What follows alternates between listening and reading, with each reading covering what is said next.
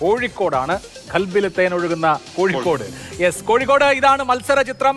MK Raghavan എന്ന കണ്ണൂരുകാരൻ തുടർച്ചയായി hat trick അടിച്ച് അവിടെ വിജയിച്ചു നിൽക്കുമ്പോൾ പരാജയപ്പെടുത്താൻ എളമരം കരീം എന്ന കോഴിക്കോടിന്റെ കരീം കെ ട്രേഡ് യൂണിയൻ നേതാവിനെയാണ് ഇറക്കിയിരിക്കുന്നത്. MT രമേശ് എന്ന ഏറ്റവും പ്രബലനായ നേതാവിനെ ഇറക്കിക്കൊണ്ട് അവിടെ BJP ഒരു പ്രധാനപ്പെട്ട നീക്കം കാഴ്ചവെച്ചിരിക്കുന്നു. അങ്ങനെ ത്രികോണ മത്സരം എന്ന് പറയാൻ കഴിയില്ല. അവിടെ LDFും UDFും തമ്മിലുള്ള ഡയറക്റ്റ് ഫൈറ്റാണ്. രാഘവേട്ടനെ കരീംക തോൽപ്പിക്കുമോ എന്നുള്ളതാണ് കോഴിക്കോടുകാരെ സംബന്ധിക്കുന്ന കൗതുകം. കോഴിക്കോട് 2009 വന്നതിന് ശേഷം തിരിഞ്ഞു നോക്കേണ്ടി വന്നിട്ടില്ല MK രാഘവന്. കഴിഞ്ഞ തവണ 85,225 വോട്ടിന്റെ ഭൂരിപക്ഷത്തിനാണ് അദ്ദേഹം പ്രദീപ് കുമാറിനെ പരാജയപ്പെടുത്തുന്നത് എന്ന് ഓർക്കണം. അതിനു മുൻപ് വിജയരാഘവനെ, അതിനു മുൻപ് മുഹമ്മദ് റിയാസിനെ. അത്തരത്തിൽ അതാണ് MK രാഘവന്റെ ട്രാക്ക് റെക്കോർഡ്. അദ്ദേഹം 4ാമത്തെ തവണയാണ് കോഴിക്കോട് നിന്ന് ജയിക്കാൻ ഒരുങ്ങുന്നത് എന്നുള്ളതാണ് കോഴിക്കോടിന്റെ സവിശേഷത. കോഴിക്കോട് ഇത്തവണ ആര് ജയിക്കും എന്നുള്ളതൊരു പ്രധാനപ്പെട്ട ചോദ്യമായി അവിടെ അവശേഷിക്കുന്നു. MK രാഘവൻ ഇത്തവണ ഭയപ്പെടാനുണ്ട്. അദ്ദേഹം 4ാമത്തെ തവണ വരുന്നു എന്ന് പറയുമ്പോൾ കോഴിക്കോട് പുതുതായി രൂപം കൊണ്ടതിന് ശേഷം ഇതുവരെ MK രാഘവൻ മാത്രമേ MP ആയിട്ടുള്ളൂ. ഒരു ആന്റി ഇൻകംബൻസി വർക്ക് ചെയ്യുന്നുണ്ടാവില്ലേ ഒരു പക്ഷേ? അപ്പോൾ ആന്റി ഇൻകംബൻസി ഉണ്ട്. പക്ഷേ ആ ആന്റി ഇൻകംബൻസി മുതലെടുത്തുകൊണ്ട് MK രാഘവനെ പരാജയപ്പെടുത്താൻ എളമരം കരീമിന് കഴിയുമോ ഇല്ലേ എന്നുള്ളതാണ് പ്രശ്നം. അത് കോഴിക്കോട് മണ്ഡലത്തിൽ ഇപ്പോൾ നേരത്തെ ഷൈജു പറഞ്ഞൊരു കാര്യമുണ്ടല്ലോ, പൊന്നാനിയിൽ തവനൂരുണ്ട്, പൊന്നാനിയുണ്ട്, അതുപോലെ തൃത്താലയുണ്ട്, എന്നിട്ടും ജയിക്കാൻ കഴിയുന്നില്ല. പക്ഷേ ഇതിനേക്കാൾ കൂടുതൽ അനുകൂലമായ നിയമസഭാ മണ്ഡലങ്ങൾ, അടിസ്ഥാന ഇടതു വോട്ടുകൾ എല്ലാമുള്ള മണ്ഡലമാണ് കോഴിക്കോട്. എന്നിട്ടും CPM ജയിക്കാൻ കഴിയുന്നില്ല. കഴിഞ്ഞ എത്രയോ തെരഞ്ഞെടുപ്പുകളായി. അത് എന്തുകൊണ്ട് എന്നുള്ളതാണ് ഒരു പ്രധാനപ്പെട്ട ചോദ്യം. നോക്കൂ, MK രാഘവൻ ആദ്യമായിട്ട് കോഴിക്കോട് ഞങ്ങളുടെ നാട്ടിൽ നിന്ന് അദ്ദേഹത്തെ അനുഗ്രഹാശിസുകൾ അയച്ച് വിടുന്നത് തന്നെ പോയി വേഗം തിരിച്ചു വരുമെന്ന് പറഞ്ഞിട്ടാണ്. പക്ഷെ അവിടെ ചെന്നതിന് ശേഷം MK രാഘവന് തിരികെ പോകേണ്ടി വന്നിട്ടില്ല. ശരിയാണോ? തീർച്ചയായിട്ടും ഈ രാജീവ് പറഞ്ഞതുപോലെ കൊടുവള്ളി ഒഴികെ കോഴിക്കോട് ലോക്സഭാ മണ്ഡലത്തിൽ പെടുന്ന കൊടുവള്ളിയിൽ ഡോക്ടർ MK മുനീർ MLA ആയിട്ടുള്ള കൊടുവള്ളി ഒഴികെ ബാക്കി 6 മണ്ഡലങ്ങളും LDF മണ്ഡലങ്ങളാണ്. കോഴിക്കോട് നോർത്ത്, സൗത്ത്, ബേപ്പൂര് മന്ത്രി റിയാസിന്റെ മണ്ഡലം, ശശീന്ദ്രൻ മന്ത്രിയുടെ എലത്തൂര്, അങ്ങനെ ബാലുശ്ശേരി, സച്ചിൻ ദേവിന്റെ ബാലുശ്ശേരി ഒക്കെ LDF മണ്ഡലം. അപ്പോ നേരത്തെ പറഞ്ഞ കണക്കുകൾ കൂട്ടിവെച്ചാൽ കൊടുവള്ളിയിൽ നിസ്സാര വോട്ടിനാണ് ഡോക്ടർ MK മുനീർ കഴിഞ്ഞ ഇലക്ഷൻ ജയിച്ചത്. അതുപോലും മാറ്റിവെച്ചാൽ ബാക്കി 6 മണ്ഡലങ്ങളിലും 2021 നിയമസഭാ തെരഞ്ഞെടുപ്പിൽ വളരെ ശക്തമായ ഇടത് തേരോട്ടം നടന്ന മണ്ഡലങ്ങൾ. പക്ഷേ ലോക്സഭയുടെ കാര്യം വരുമ്പോൾ ഇവിടെയാണ് എനിക്കൊരു പോയിന്റ് പറയാനുള്ളത്.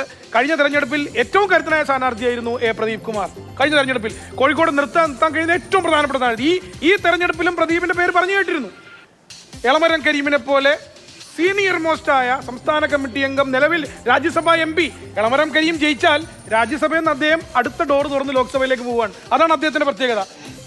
2009 തെരഞ്ഞെടുപ്പിൽ ഇപ്പോഴത്തെ ടൂറിസം മന്ത്രി, PWD മന്ത്രി മുഹമ്മദ് റിയാസ് വെറും 860 വോട്ടിനാണ് MK രാഘവനോട് തോറ്റത്. ആ പ്രകടനം ആവർത്തിക്കാൻ എളമരം കരീമിന് കഴിഞ്ഞാൽ, പ്രത്യേകിച്ച് MK രാഘവനെതിരെ കോഴിക്കോട് കോൺഗ്രസിനുള്ളിലെ പ്രശ്നങ്ങൾ ഉണ്ടോ ഇല്ലയോ? മധു, കോഴിക്കോട് കോൺഗ്രസിൽ പ്രവീൺ വന്നതിന് ശേഷം കുറച്ചുകൂടി കാര്യങ്ങൾ നല്ല നിലയ്ക്ക് പോകുന്ന ഒരു ജില്ലയായിട്ടാണ് കോഴിക്കോട് കോൺഗ്രസ്സുകാർ കാണുന്നത്. കോഴിക്കോട് കോൺഗ്രസിന് MLA-മാരെ കിട്ടാതായിട്ട് കുറെ കാലമായി എന്നുള്ളത് ഒരു വശത്തുണ്ട്.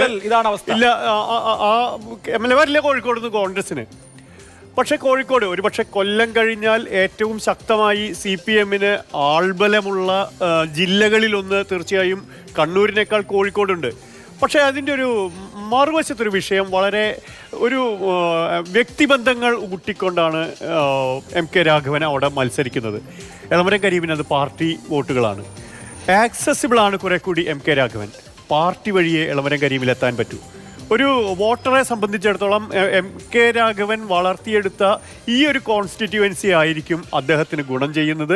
തീർച്ചയായും ഈ തെരഞ്ഞെടുപ്പിലും MK രാഘവൻ തന്നെയാണ് കോഴിക്കോട് നിന്ന് ജയിക്കാനുള്ള സാധ്യത കാണും. കുറച്ച് മസിൽ വിടാനൊക്കെ നോക്കിയിട്ടില്ല ഈ ഇലക്ഷനിൽ. പക്ഷേ ഇല്ല, പ്രശ്നം എവിടെയാണെങ്കിൽ അത് പലയിടത്തും സംഭവിക്കുന്ന ഒരു പ്രശ്നമാണ്. ചിരി പാർട്ടി വിരുദ്ധാണ്.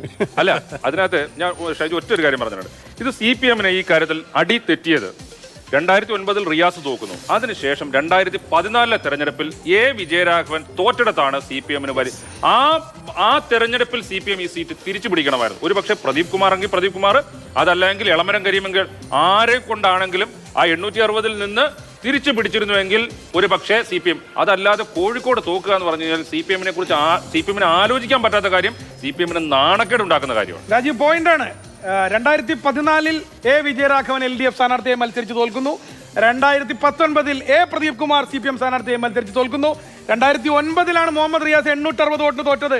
കോഴിക്കോട്ട് ന്യൂനപക്ഷ വോട്ടുകളുടെ കൺസോളിഡേഷൻ, റിയാസിന് ശേഷം എളമരം കരീം, ആ 10 വർഷങ്ങളുടെ ഗ്യാപ്പിന് ശേഷം എളമരം കരീം എന്ന ഒരു സ്ഥാനാർത്ഥി വരുമ്പോൾ കോഴിക്കോട് ന്യൂനപക്ഷ വോട്ടുകൾക്ക് നിർണായക സ്വാധീനമുള്ള സ്ഥലമാണ്. ഖൽബ് എന്ന വാക്ക് ഓൾറെഡി അഭിലാഷ് പ്രയോഗിച്ചു. നമ്മുടെ ഖൽബിലെ കോഴിക്കോട്. സോ ന്യൂനപക്ഷ വോട്ടുകളുടെ കൺസോളിഡേഷൻ നടന്നാൽ, പ്രത്യേകിച്ച് ഇന്ത്യയിലെ സമകാലീന സാഹചര്യങ്ങളുടെ പശ്ചാത്തലത്തിൽ പ്രത്യേകിച്ചും. അവിടെ പക്ഷെ മറ്റൊരു പ്രധാനപ്പെട്ട കാര്യമുണ്ട്. കോൺഗ്രസ് സ്ഥാനാർത്ഥിയാണ് MK രാഘവൻ എന്നതിനപ്പുറത്ത് ലീഗിന്റെ കേഡർ സംവിധാനം വളരെ ശക്തമായി പ്രചണ്ഡമായ പ്രചാരണം നടത്തുന്ന മണ്ഡലങ്ങളിൽ ഒന്നാണ് കോഴിക്കോട്. അതാണ് പ്രശ്നം. അവിടെ സാധാരണ നിലയിൽ ഉണ്ടാവുന്നത് പോലെ ഉള്ള രാഷ്ട്രീയ പശ്ചാത്തലം അല്ല. ന്യൂനപക്ഷ കൺസോൾട്ടേഷൻ LDF പ്രതീക്ഷിച്ചിരുന്നു മുമ്പ്, പക്ഷേ അങ്ങനെ ഉണ്ടായിട്ടില്ല എന്നുള്ളതാണ് ഗ്രൗണ്ടിൽ നിന്നുള്ള സൂചന. ഒരു കാര്യം കൂടെ, സമസ്ത എതിർത്തേക്കും അല്ലെങ്കിൽ സമസ്തയുടെ വോട്ടുകൾ ചോർന്നു പോകും എന്നുള്ള പ്രശ്നം കൂടി മനസ്സിലാക്കി മുസ്ലിം ലീഗ് അതിശക്തമായിട്ട് പ്രവർത്തിച്ചു എന്നുള്ളത് ഒരു കാര്യം. അതൊരു പ്രധാനപ്പെട്ട കാര്യമാണ്. മുസ്ലിം ലീഗ് അവരുടെ പരമാവധി ശക്തി ഉപയോഗിച്ച് ആ വോട്ടുകൾ സമാഹരിക്കാൻ ശ്രമിച്ചു. ഇതിനിടെ മറ്റൊരു കാര്യം കൂടെ ഉണ്ട്. ഇപ്പൊ KS ഹംസയെ ഇടതുപാളയത്തിലേക്ക് കൊണ്ടുവന്നതിന് പിന്നിൽ മറ്റ് സമസ്തയുടെ വോട്ടുകളൊക്കെ പ്രതീക്ഷിച്ചാണ്.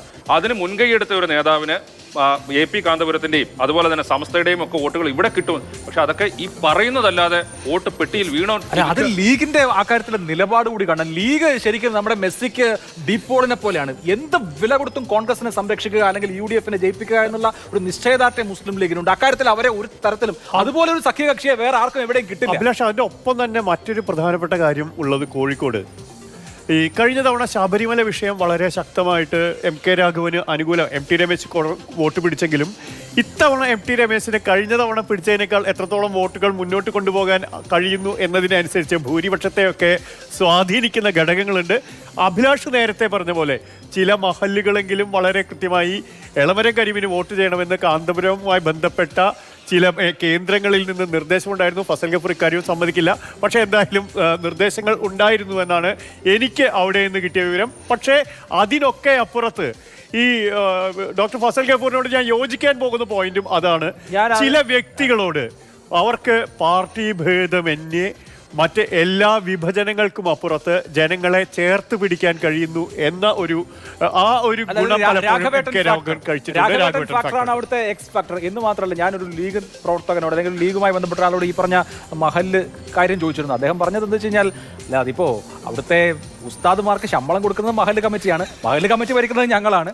അപ്പോൾ പിന്നെ മഹല്ലിൽ ഉസ്താദ് അങ്ങനെ പറഞ്ഞു എന്ന് കരുതി ആളുകളൊക്കെ വോട്ട് ചെയ്യുന്നത് നിങ്ങളെപ്പോലുള്ള ആളുകൾ വിചാരിക്കേണ്ട എന്ന് പറയുമ്പോൾ എനിക്കൊരു